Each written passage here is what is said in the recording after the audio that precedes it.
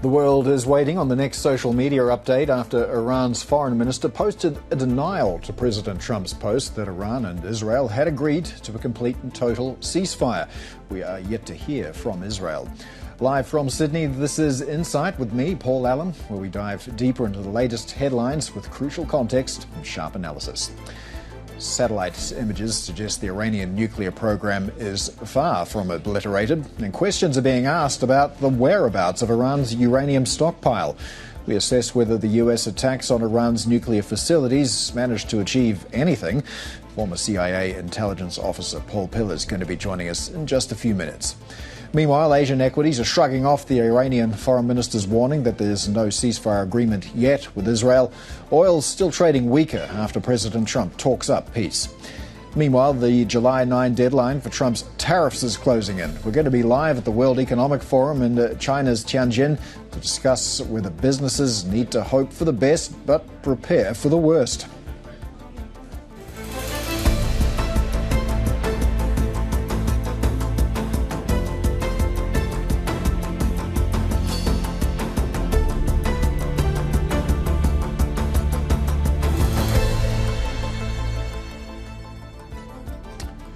Well, here's a look at markets as investors await more clarity on Trump's ceasefire announcement after Iran's foreign minister said there was no agreement and a final decision on stopping military operations would be made later.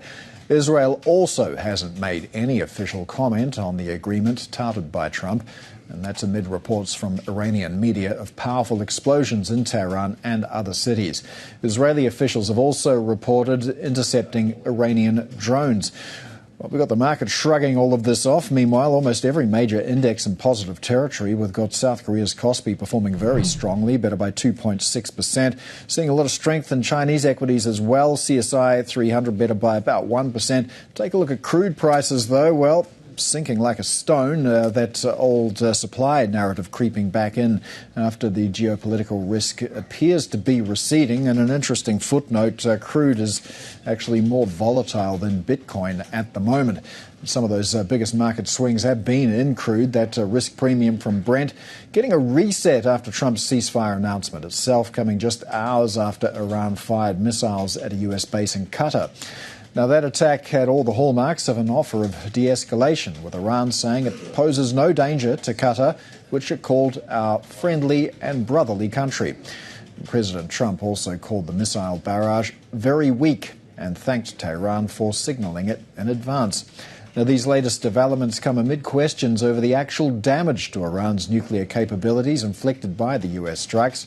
New satellite images show military planners were careful not to hit reactors at a key research facility in Isfahan, and IAEA inspectors are demanding Iran inform them about the current location of its highly enriched uranium stockpile. For its part, Iran says the attacks have damaged diplomatic efforts to halt the spread of atomic weapons.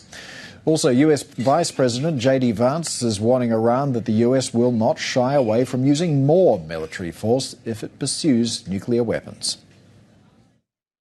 If Iran is desperate to build a nuclear weapon in the future, then they're going to have to deal with a very, very powerful American military again. Well, let's get some more insights on all of this from someone who's had a 28-year career in U.S. intelligence, including as Deputy Chief of the CIA Counterterrorist Center and Chief of CIA Analytics Units covering the Persian Gulf. Paul Pillar is now non-resident Senior Fellow at Georgetown University's Center for Security Studies. Joins us now from Washington. Paul, thanks so much for your time today. We've got a lot to unpack here, but I want to start with this idea of the ceasefire. President Trump hailing a ceasefire, saying the 12-day war, as he's calling it, is over, but obviously Iran's foreign minister countering that. When can we have confidence that a ceasefire has been achieved? What would you want to hear? Well, we can have confidence when we get official announcements from both the government of Iran and the government of Israel. Foreign Minister Araghchi of Iran, on one hand, he indicated Iran's continuing willingness to have a ceasefire. That's not a surprise at all, since Iran never wanted this war in the first place. But he said we don't have it now. And as we speak, we've heard absolutely nothing from the Israeli government. I think what we're seeing is some inertia selling on the part of Mr. Trump, who really would like to have people perceive that he accomplished something both with the attack and has now accomplished something diplomatically in the form of a ceasefire. This doesn't mean we won't necessarily have a ceasefire sometime soon, but we need to hear those official announcements from the two governments concerned. Yeah, the two governments concerned not making those official announcements, as you say. From Israel's perspective, what further strategic initiatives would it want to be pursuing here? Well, I think we ought to go back to the root motivations of Israel, which aren't necessarily all about or even mostly about nuclear weapons. Israel started this whole crisis by initiating the war over a week ago, and it was in large part to sabotage U.S. diplomacy. Mr. Trump was serious, and I think he is still serious about wanting some sort of agreement, nuclear agreement with Iran. Israel and the government of Netanyahu, to put it quite bluntly, is opposed to any kind of diplomacy with Iran. They do not want to see a rapprochement between their U.S. patron and the Islamic Republic of Iran. That implies something rather open-ended, and that's in addition to all of Mr. Netanyahu's more personal and political reasons for keeping a war going. So I don't think it's a matter of any, one installation being knocked out or anything like that. I'm afraid we might see something closer to the Israel mowing the lawn, even if in the short term we do have some kind of ceasefire. Maybe we can come back to those open-ended objectives in a moment, but if we just let's focus on the nuclear side of things for now. How confident are you that those facilities at Fordo, Natanz are, in the words of President Trump, obliterated? Well, they're not obliterated. And I think one reflection of that is even at Fordo, the notorious site with the enrichment capabilities buried far underground, where we used the 30,000-pound bunker buster bombs, the next day, Israeli aircraft went in to bomb Fordo again. So evidently, at least from the standpoint of Israeli targeteers and analysts, it wasn't obliterated.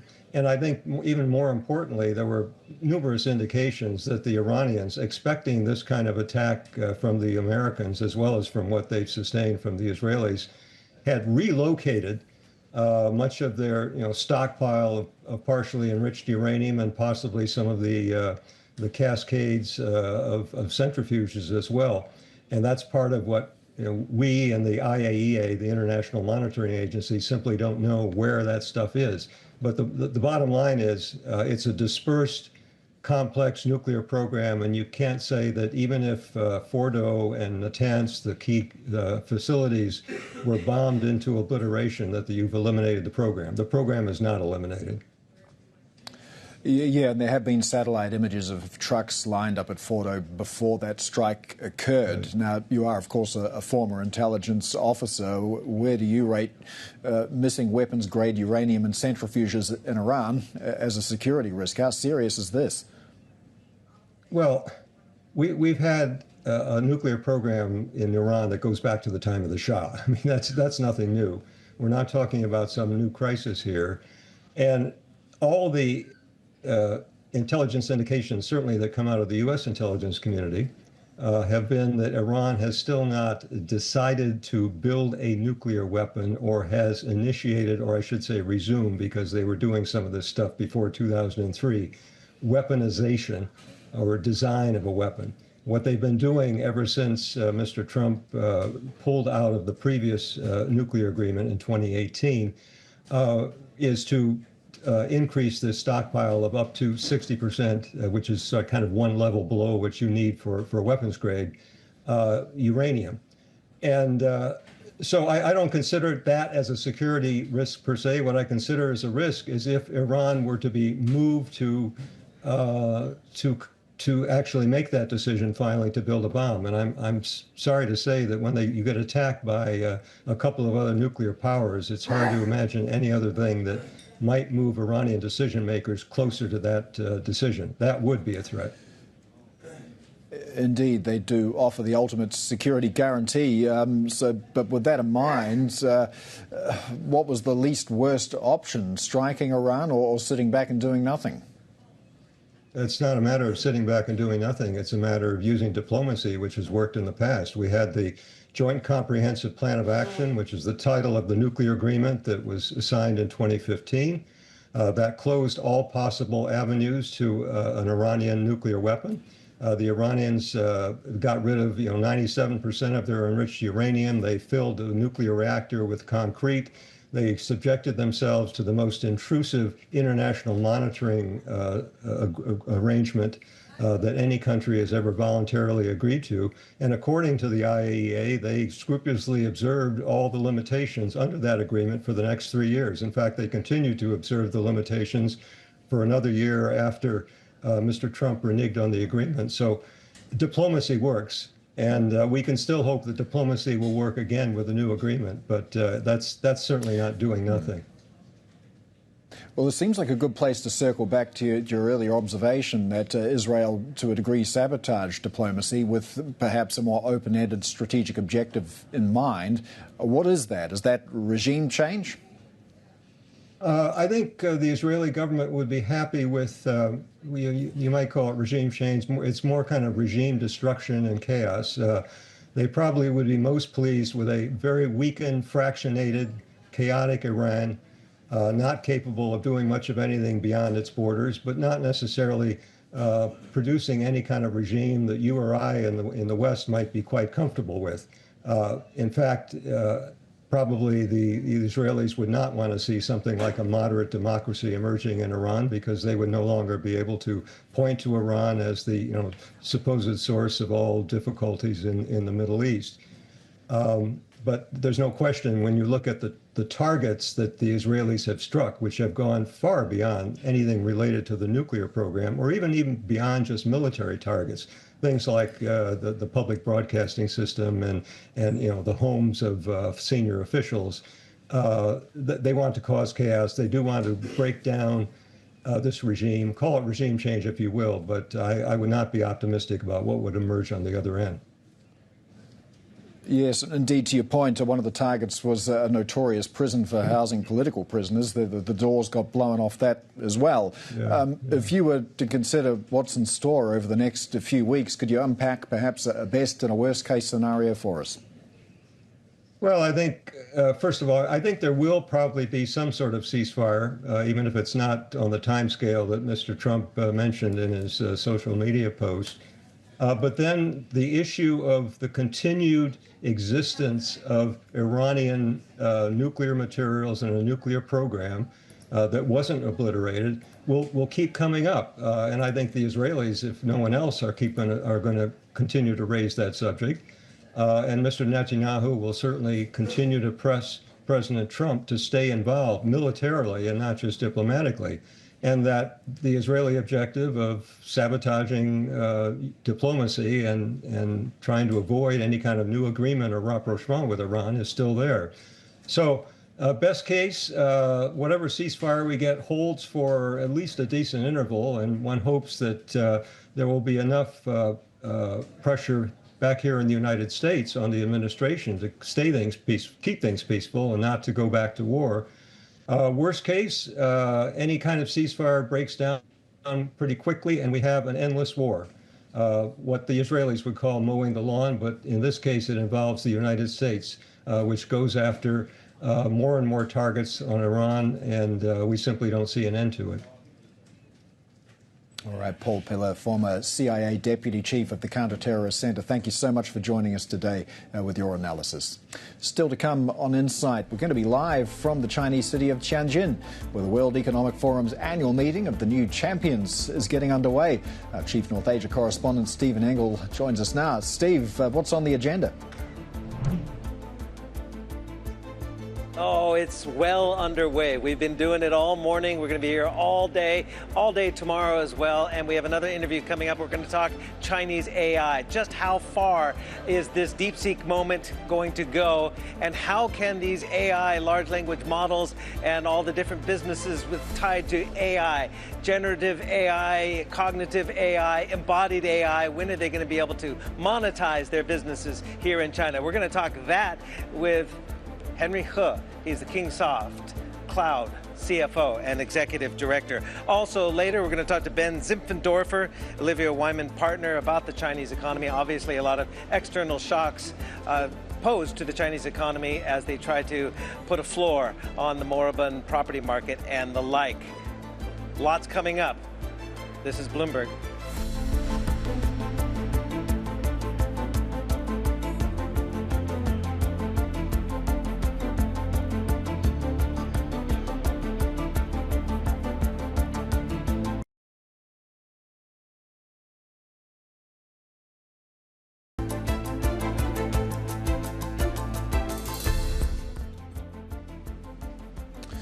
Just getting some breaking news from the Middle East conflict. Iran's IAEA saying there is a fresh Iranian missile barrage which has been launched towards Israel. And the Israeli Defense Force has identified missiles which have been launched from Iran a short time ago. So that strike against Israel from Iran appears to have been confirmed. Missiles launched towards Israel, and that does somewhat contradict the message we heard from President Trump earlier, posting about a ceasefire. Iran's foreign minister countered that, saying nothing had been agreed. And indeed, missiles have been confirmed launched by Iran towards Israel a short time ago. Steve.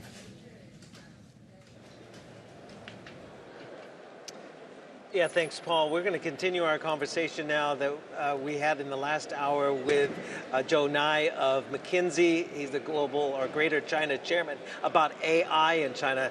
This time we welcome in Henry He. He's Kingsoft Cloud Executive Director and CFO. Thanks so much for joining us. So we talked with Joe about the DeepSeek moment. A lot of the large language models, though, in China, they are open source. They are fairly inexpensive compared to those in the United States. They're having trouble monetizing it as well. When is the DeepSeek moment going to become profitable and be able to monetize the industry and the applications? Yeah, thanks for the question.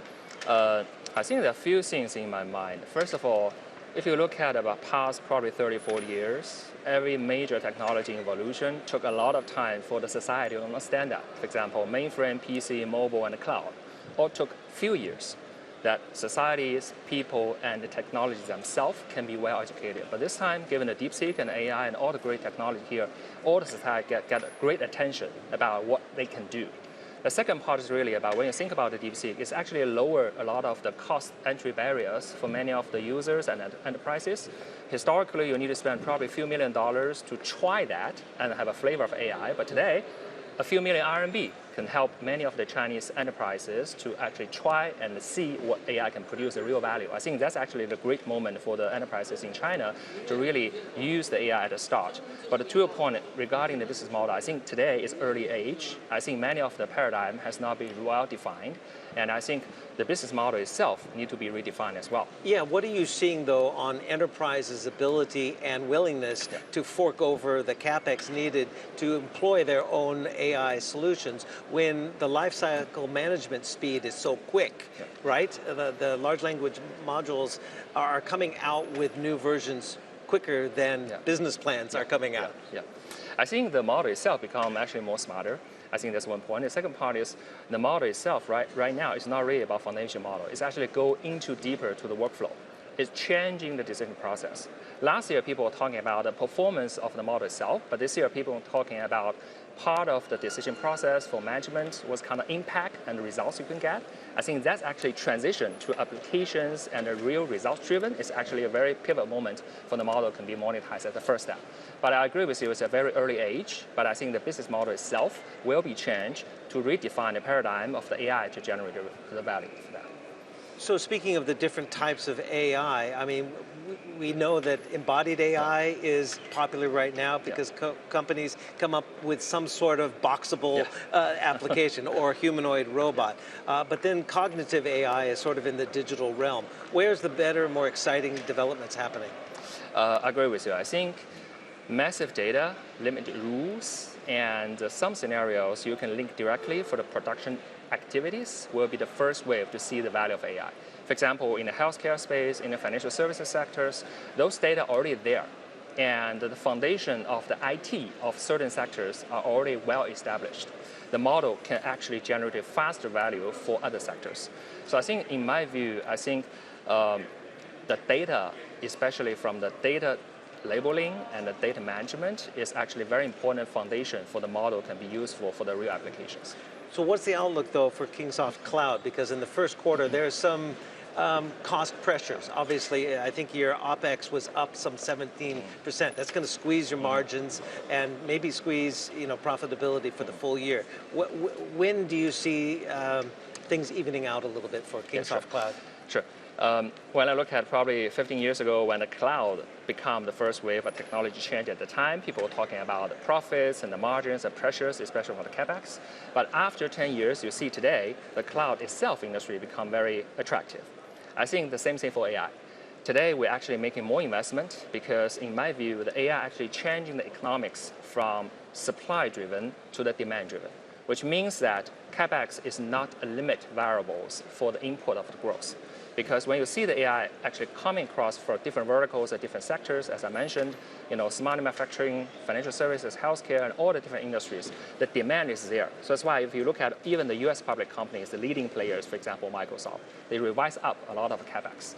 It is not because the capex is a limitation. It's because the demand is growing faster than the company can provide capacity. I think that's actually, in the short term, we're eating up your profits, your cash flow, but in mid to long term, it will generate to a higher quality of the revenue growth in the future. It's actually very similar 10 years ago when you see the cloud moving from IT to the cloud. The export curbs get all the headlines, right? And we do know the United States has amplified its control of the most advanced AI chips and accelerators to China. How has that, or has it, held back China's AI development? If you look at the decompose the key elements, you have the model, you have the computing powers, you have the data centers, and you have the people do the engineers. But more importantly, you have the applications, and the people do have the know-how knowledge of the workflow. If you look at all the different key elements, in China, because of the well-established internet sectors and the great engineers and also the great databases in China already, for example, the data centers and all infrastructures, I think there's one element that DeepSeek actually can generate a great value for the China sector is because the model and the scalability of that makes it a little bit more accessible in China. Because you don't have to spend too much money to build a large model, but DeepSeek can be distilled to a smaller version. So is the development gap with what we've seen with OpenAI and others in the United States narrowing? Yeah. Yes. And by how much? Yes. It's very hard to quantify, but as I mentioned, different key elements. I think some key elements, China is more advanced. Some elements have some limitations, but it's actually very dynamic. It's moving parts. But my view is if you look at the real value of AI, it is not actually linking directly to, for example, the GPUs, but it's really linking to the production activities, for example, the engineering, the know-how, and the workflows. Those elements in China actually do have a better chance because of the huge user bases, huge data, and the great infrastructure already in place. Henry, we'll miss you. I understand you have submitted your resignation to Kingsoft Cloud. You're moving on to something else, but best of luck to you. Thanks for having your exit interview with Bloomberg Television. Thank you so much. Thanks for having me. All right. Thank you. Going to send it back to you. Coming to you live all day today and tomorrow from the World Economic Forum in Tianjin. All right, thanks, Steve. That's Stephen Engel there in Tianjin. And Steve's going to have more for us from the WEF meetings in Tianjin in a moment. He's going to be speaking with Oliver Wyman partner Ben Simpfendorfer, taking a closer look at China's ties with the Middle East. Stay with us for that conversation. This is Bloomberg.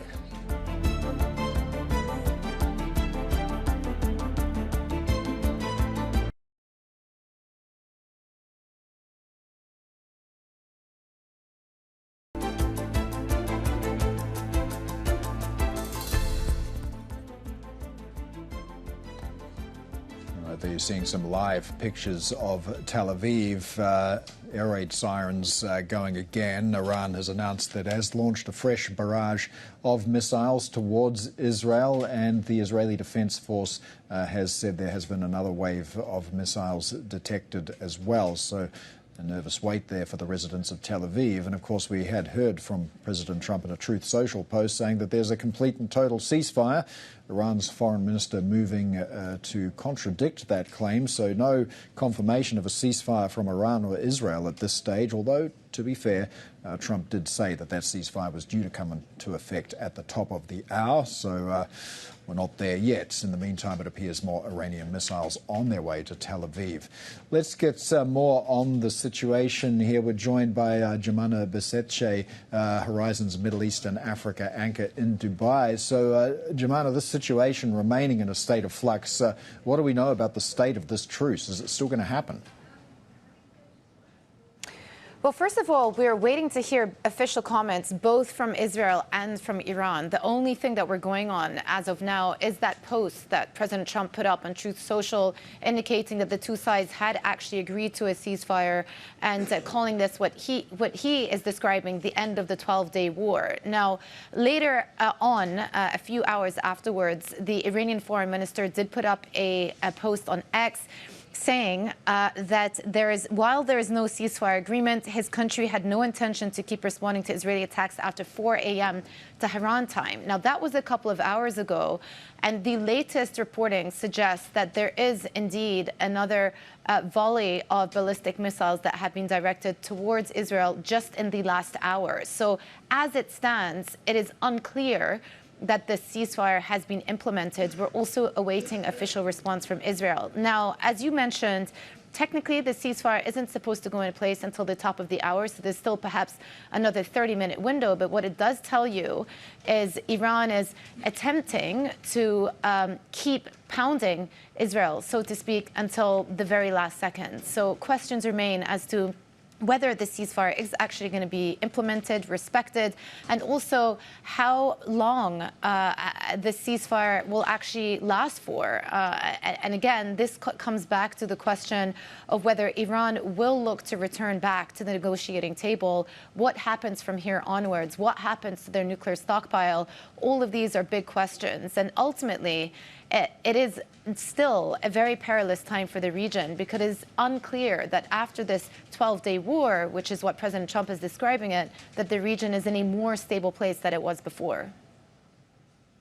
Yeah, and earlier today we did have Iran firing missiles towards the US base in Qatar, and Qatar, of course, has good relations with Iran. So what's been the impact on its relationships with its Gulf neighbours?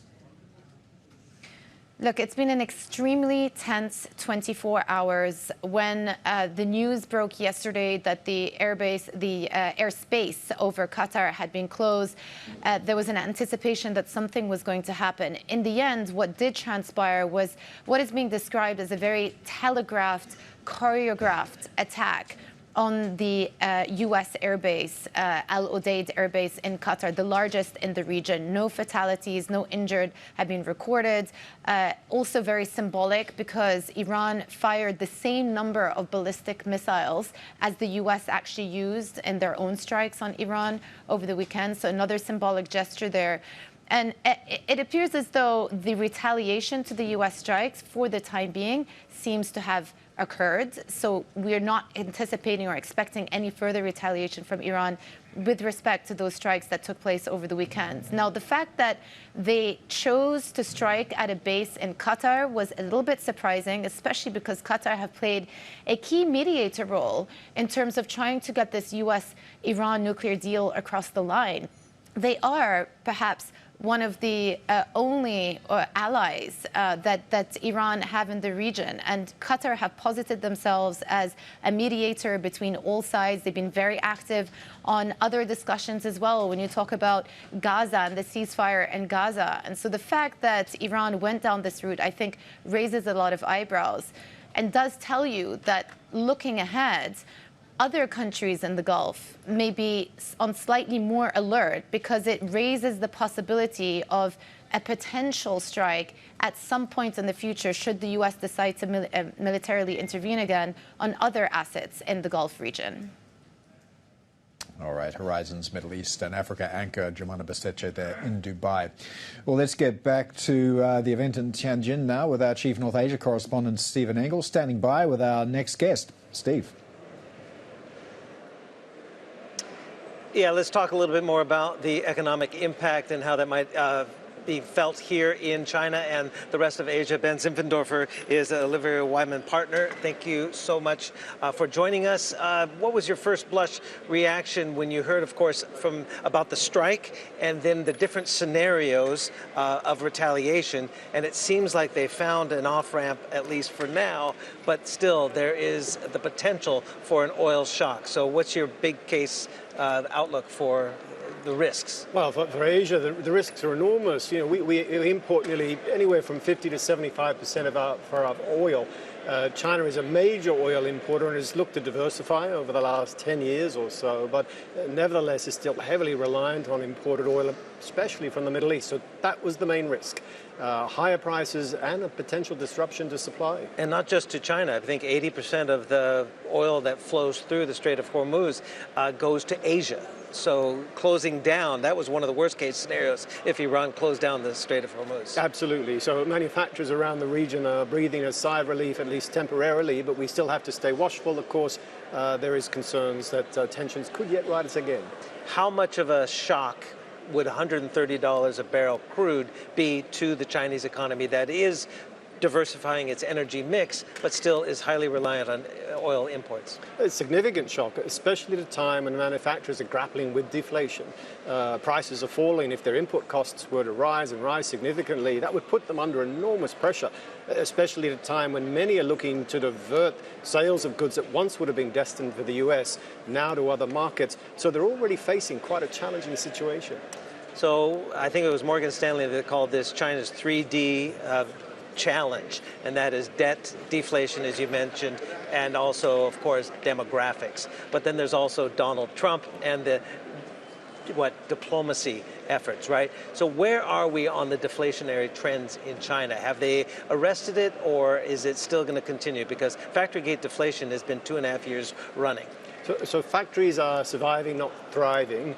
The consumers are shopping again, but they're not out there in force, so that there isn't the demand out there to really push prices up any higher. There will be quite a few factories under real pressure going forward. So we're in a period of transition. It's a marathon, not a sprint. The government is continuing with quite a robust structural reform program, but that means that the short-term outlook could remain reasonably soft at this point. So domestic demand is key, because we're talking about available markets. If the trade truce basically lapses and we go back to the high tariff regime, China's going to need to boost domestic consumption. Absolutely. So the traditional growth pillars of property and exports are not firing like they once were. It's really all about private consumption at this point. The cash for trade-ins recently provided some support to consumption. That's not going to last forever. It's not going to last forever. So ultimately, you need to consumer confidence needs to return, and we're not quite there yet. So that leaves some risk to the outlook. Now, does a trade truce lessen the possibility of policy coming forward from authorities? So a trade truce does, but there's still room for policymakers to act at this point with deflation where it is, and it's only modest deflation, but nevertheless there is still some scope for further policy stimulus, particularly anything that supports the consumer at this point. That might be more structural in nature rather than the short-term stimulus we've seen so far that was targeting that trade tariff shock that you have just referred to. How tenuous is the economic and profit viability of many of the manufacturers across the belts, whether it's in Zhejiang, Guangdong, or inland, from this tariff shock? Because again, we don't have clarity on whether middle of August we're going to get a reprieve. So bigger manufacturers in a stronger position. They're the ones who are able to rebalance their geographic footprint to open up factories in alternative markets. It's those smaller, mid-sized or small-sized corporates that might be deep into the supply chain that are most exposed. They're the ones we have to be more concerned about. They're the ones that governments will be focused on over the next 6-12 months. Yeah, and employment's a problem. I mean, that reprieve that they got in London, the extension of Geneva talks, obviously basically agreeing to adhere to the framework of that Geneva agreement. Those factories that had planned to lay off people didn't, and that basically gave them a shot of adrenaline a little bit. But that can't go on forever, right? So unemployment could be a serious problem. So there's a window of opportunity now for many of these manufacturers to restructure, to think about investments into other locations, but there will be risks of rising unemployment. I'm a little bit more positive than most. I do think that the economy can navigate its way through what is a difficult situation. Chinese exports to the US are large, but they're certainly much lower than they are in other markets, whether that's Malaysia, Thailand, or Vietnam. So the exposure is not as great. The economy has actually been de-risking its exposure to the US for some time now. Well, we've clearly seen Chinese exporters and Chinese policymakers look at other markets, whether it's South America, Africa, Southeast Asia, but also the Middle East. How do the tensions that are flaring up there possibly derail any kind of risk appetite for investing in the Middle East? So uncertainty is not great for investment. There's the risk that some of the planned expansions, whether that's battery or electric vehicles or solar panels, are delayed just temporarily. But still, Chinese investors have a hot interest in the Middle East at the moment. They're very much wedded to the oil diversification plans of the UAE or Saudi Arabia.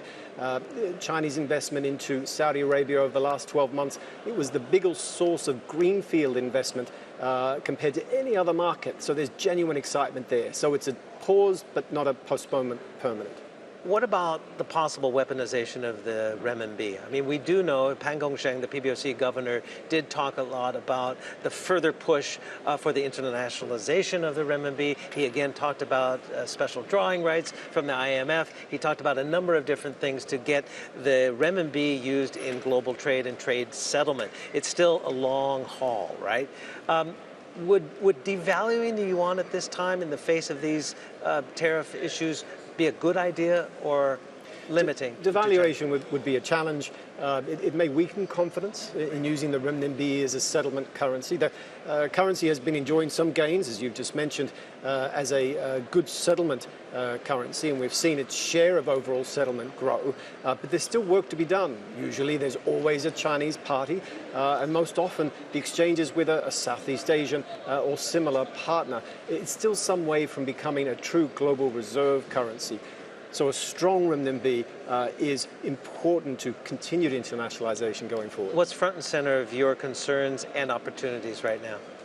Front and center is just the general level of uncertainty, with tariffs moving around all the time, political tensions worsening on and off, whether it's in the region or in the Middle East. All of that dents investment confidence. And we need to see businesses back in action, prepared to take long-term bets, investing into new innovation. That's ultimately what will drive growth in China, but also the region more broadly. Ben Simpfendorfer, always good to talk to you. Good seeing you here in Tianjin. I'll see you back in Hong Kong. Okay, Paul, sending it back to you from Tianjin. All right, good stuff. Thank you, Stephen Engel there in Tianjin. Let's get you back to the evolving situation in the Middle East. The Israeli Defense Forces say it has identified another wave of missiles launched from Iran, and Iran did say a short time ago that it had launched a volley of missiles towards Israel. There you see the skies over Tel Aviv early in the morning there, and another nervous wait for the residents of that city. This does somewhat contradict the post from President Trump on Truth Social earlier today that a total ceasefire had been achieved in the area. That's not due to come into effect until the top of the hour, but Iran's foreign minister said no such ceasefire had been agreed to, and we hadn't heard from Israel. So at least for the time being, the missiles continue to fly from Iran towards Israel. So there you see that live shot of the skies above Tel Aviv. We'll continue to watch that situation for you. Well, the United Kingdom, meanwhile, is urging Iran to de-escalate its conflict with Israel following President Trump's announcement of a tentative ceasefire. The Science, Innovation and Technology Secretary, Peter Kyle, told us the potential truce offers an opportunity for Tehran to return to negotiations. Iran has always been against the US and had an offensive cyber policy. We have been victim to cyber attacks persistently from Iran. That is not unusual. It's something that we have adapted to for quite some time now. When it comes to the nuclear threat, Britain and our allies have been very clear that it is not tolerable for Iran to have nuclear weapons. But the key thing is that we have now a period where we have de-escalation in the area. I urge Iran to use this opportunity, and it is an extraordinary opportunity that is now before them, to de-escalate and return to a political process. The period of time that was best for Iran and was best for our allied countries and the United Kingdom was that period where we had a diplomatic solution to the nuclear challenge that faced both of our countries with regards to the potential armament of Iran. We have this opportunity now to move towards a political solution again. They should grab it. They shouldn't turn their backs on it. How much influence would you say the UK has in advocating for this diplomatic solution? Because I think Keir Starmer, the Prime Minister, also left the G7 with the impression that the US would not be involved militarily, yet days after we saw what happened. Does the UK perhaps feel blindsided by this? And, you know, how much sway does it still have in the process? In a period leading up to the kind of events that we've seen all leaders, including President Trump, use the rhetoric very wisely.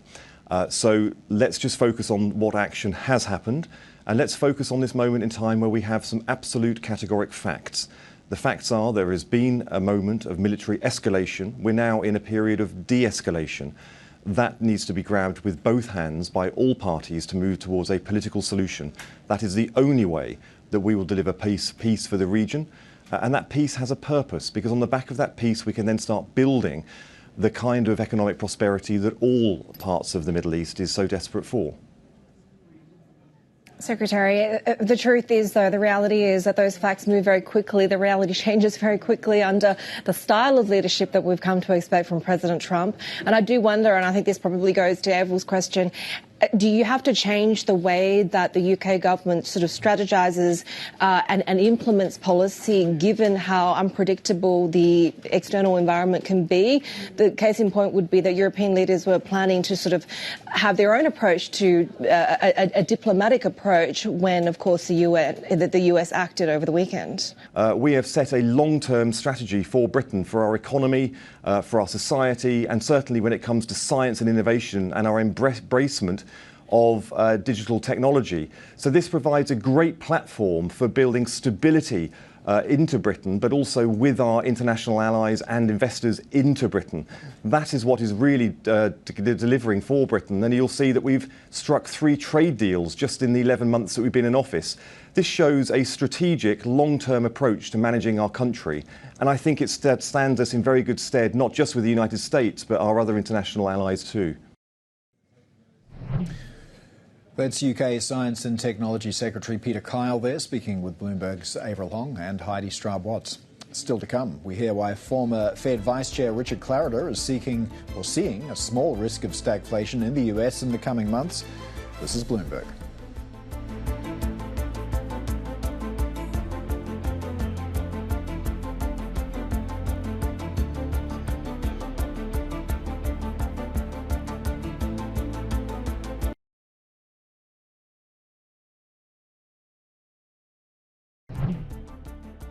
There's always an element of geopolitical risk in the world. You really can't go into the bunker and hide from it. You just have to adapt to it. And I think this is an example of that. You know, markets will try to look through and assess the fundamentals. I don't think you can get too caught up in the day-to-day volatility in times like this. Former Fed Vice Chair Richard Clarida there talking about economic risks. And let's get back to the markets now with Garfield Reynolds, who leads our Markets Live Asia coverage. Garfield, I want to start on the situation in the Middle East. Is it a ceasefire? Isn't it a ceasefire? Markets seem quite sanguine at the moment. Well, after all, markets shifted very noticeably once we had the Iranian attack on the US base that they telegraphed, that didn't do significant damage. So, the concern was always that Iran would respond to the US bombing of its nuclear sites by attacking the US and or acting in ways that would disrupt oil supplies.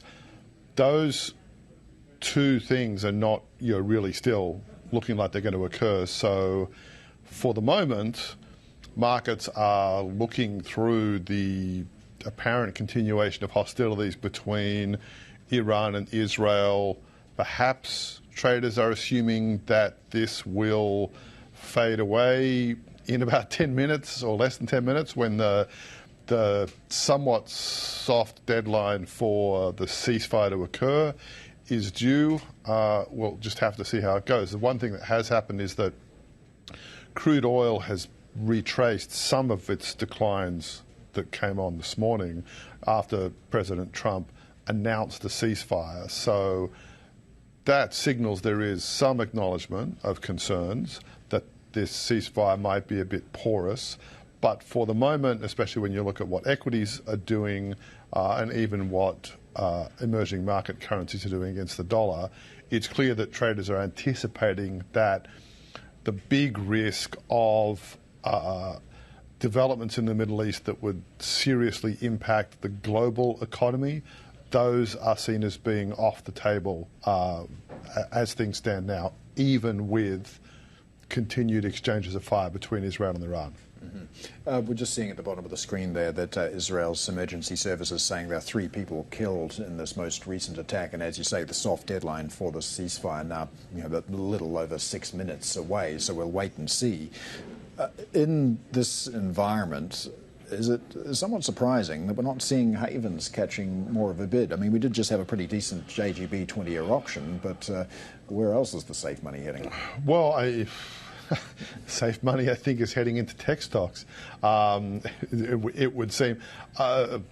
More seriously, the difficulty is precisely that if you're looking for traditional havens like government bonds, well, on the one hand, yes, it's nice that oil prices have come back down. That removes a burden for those bonds. But at the same time, you do have the anticipation that this is a risk-on moment. And in particular, you also have, so you do have that concern, okay, what's your worst-case scenario? Worst-case scenario is the ceasefire falls through and you get a re-escalation, you potentially get some movements towards or concerns about the potential for Iran to seriously attack US assets or to take measures that would disrupt oil supplies from the Middle East. In that situation, it's not at all clear that government bonds are a particularly good haven because of the concerns that would bring about a revival of inflation. One thing that I have noticed is that Australian government bonds are actually doing pretty well at a time when treasuries are holding in place. Treasuries are not catching a bid because there's the need to wait to see what Fed Chair Powell says this evening our time when he appears before Congress, whether he implicitly pushes back against some of the more dovish comments that came from some of his colleagues overnight. Yeah, plenty more risk factors for Jay Powell to consider now. Garfield Reynolds, who leads our Markets Live Asia coverage there, thank you. Now, subscribers can get more details on today's trading day, and an eventful day it was, from our Markets Live blog. MLive Go is your function. Get a market rundown in one click, as well as commentary and analysis from Bloomberg's expert editors, so you can find out what's affecting your investments right now. Before we go, here's a look at guests that are coming up, but that is it for Insight. Horizons Middle East and Africa are up next. This is Bloomberg.